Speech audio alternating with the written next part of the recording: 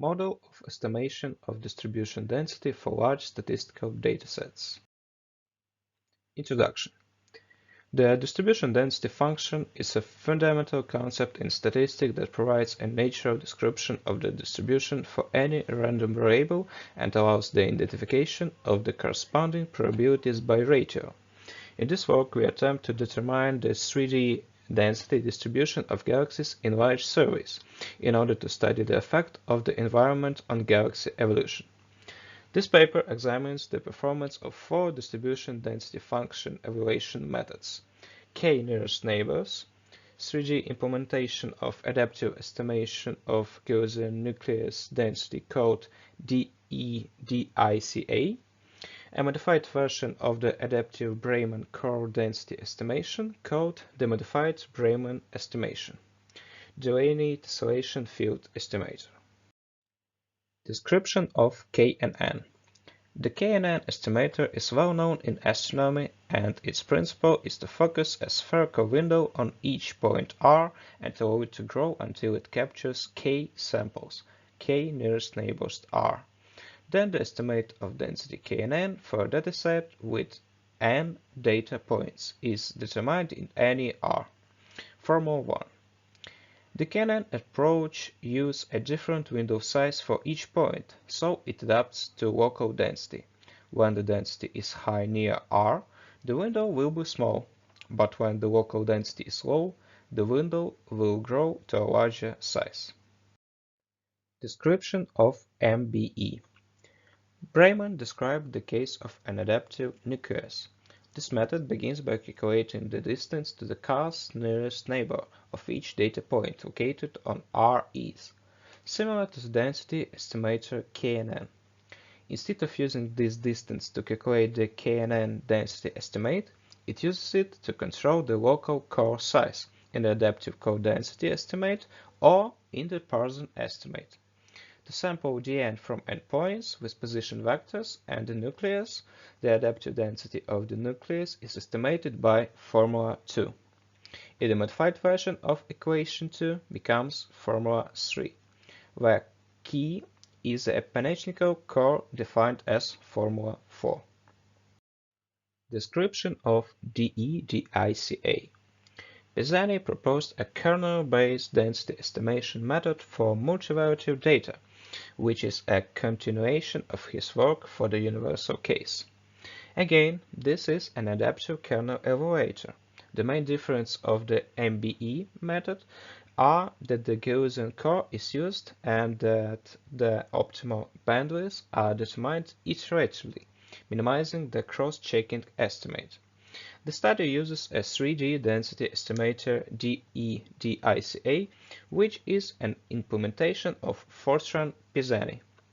For a sample of dn from endpoints with position vectors and a core wise of the eth point, given sigma e, the adaptive estimate of Gaussian core density is given by Formula 5.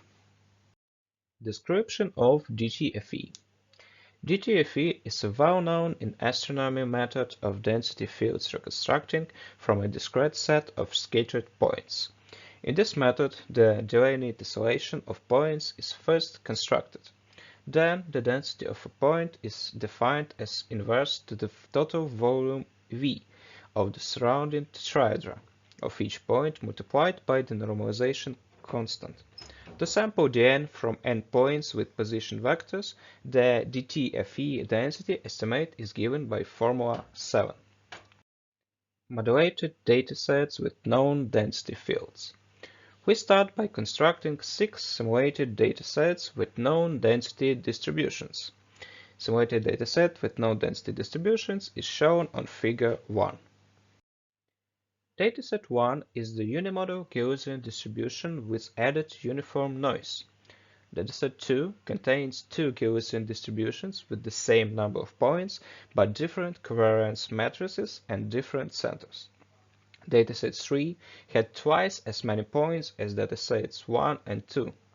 Dataset 4 contains a wall and thread-like structure.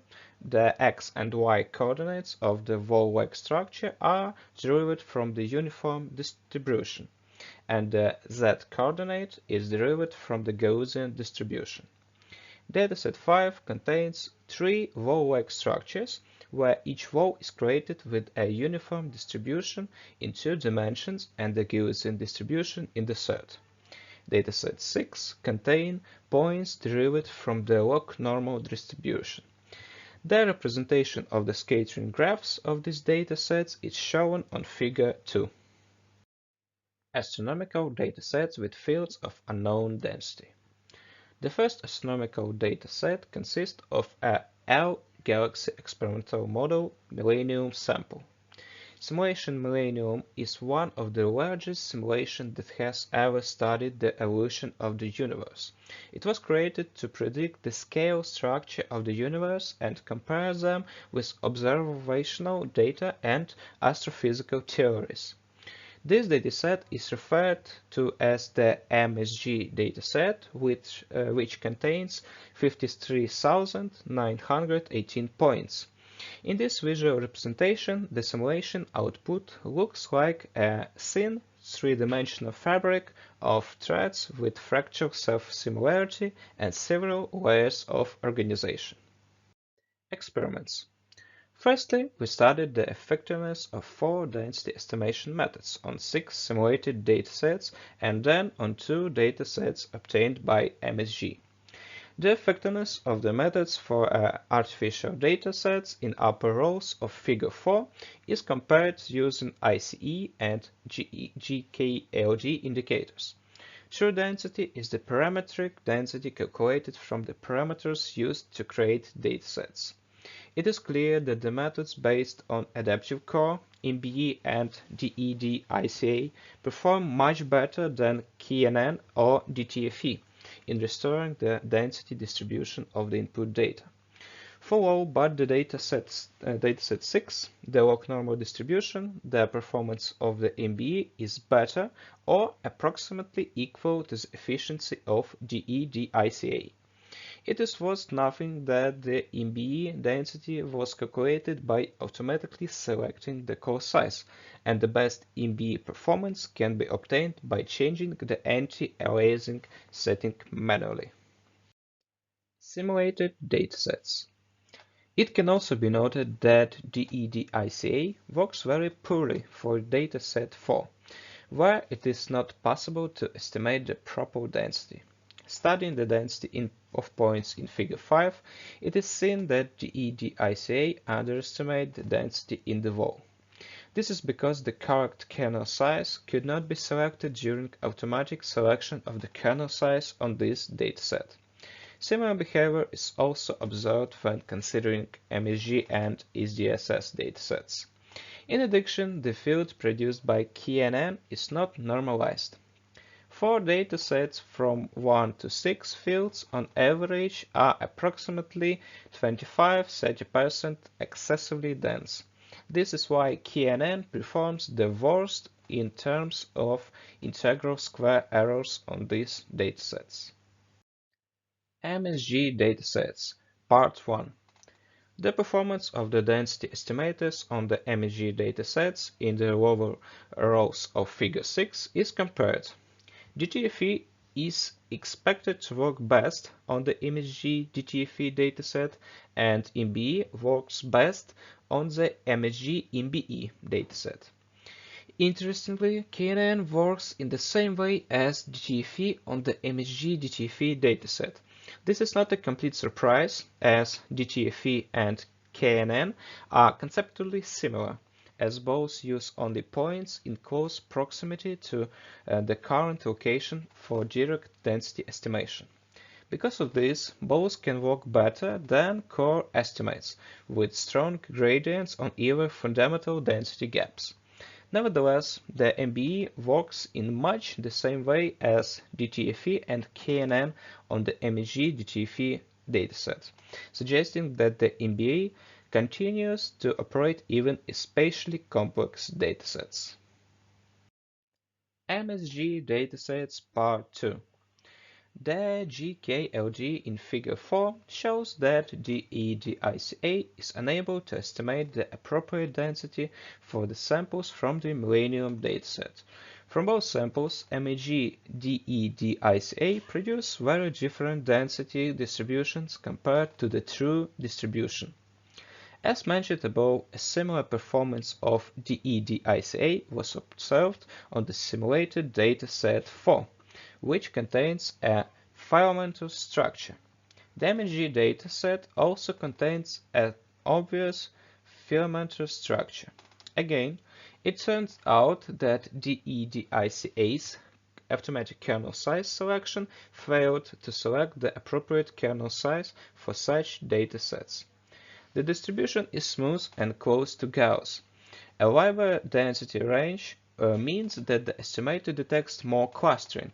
More clustering leads to an increase in galaxies in regions of higher density, shifting the distribution peak to the right. The dotted line represents the measured average field density from the selection function. Left sample cone, right a sample of a shell. Density distributions. For each estimator, the calculated value is shown in figure 6 as well as the known average field density. For the DTFE cone sample, the best approximates the known average field density closely following the MBE. For the shell sample, this order is reversed. DE-DICA incorrectly represents the known average field density, and KNN is between them. The distribution of the shell sample is smoother than that of cone sample due to larger number of data points. Even for the shell sample, the DE-DICA density distribution is not equal due to global optimization, which results in small window widths. The MBE density distribution peak reaches a slightly higher density from the shell sample. In addition to the difference in means and widths, difference in density methods are manifested in the tails of the calculated density distribution. DTFE creates high density tails because it is sensitive to excessive density due to the local nature of the method. MBE creates a low density tail, and the distribution from the KNN has stronger tails of high and lower class. The DE-DICA density distribution is offset by other distributions. Comparing estimated average field density and the true average field density, it can be seen that the calculated values cannot represent the actual density. This is due to DE-DICA's sensitivity to excessive density. In the case of high cluster data, such as ours, they create very small cores emphasing the density field, moving the position of galaxy by 1 MP in the random direction, thereby slightly homogenizing the samples, removes this effect almost completely. However, despite the fact that the density of DE-DICA galaxies is much higher than expected, it can still be used as a parameter describing the environment of galaxies, using it in a standardized form. Conclusion, Part 1. All four methods are applicable in astronomical problems. In general, a modified Breimann estimator is preferred. For artificial datasets, kernel-based methods outperform DTFE and KNN in terms of integral quadratic error and Kullback-Leibler divergence. Correct kernel sizing is crucial, and DE-DICA is unable to properly estimate kernel size in more complex datasets such as Millennium. From the artificial datasets, it can be concluded that the methods based on adaptive nuclei, MB and DE-DICA, are better in restoring the true density distributions than the KNN or DTFE methods. However, DE-DICA obviously has difficulties with spatially complex distributions, which makes it unsuitable for use in problems related to the large-scale structures of the universe. Conclusion, Part 2.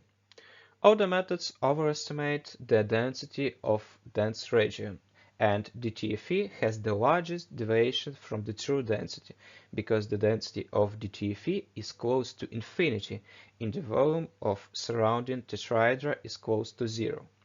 On the other hand, all methods almost equally underestimate the density in areas of low density.